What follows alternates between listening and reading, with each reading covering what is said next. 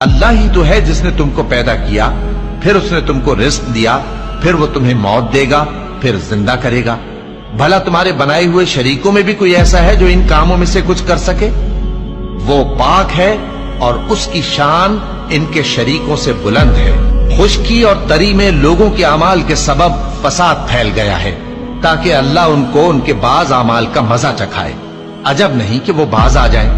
کہہ دو کہ ملک میں چلو پھرو اور دیکھو کہ جو لوگ تم سے پہلے تھے ان کا کیسا انجام ہوا ہے۔ ان میں زیادہ تر مشرک ہی تھے، تو اس روز سے پہلے جو اللہ کی طرف سے آ کر رہے گا اور رک نہیں سکے گا، سیدھے دین کے رستے پر سیدھا رخ کیے چلتے رہو، کہ اس روز سب لوگ منتشر ہو جائیں گے۔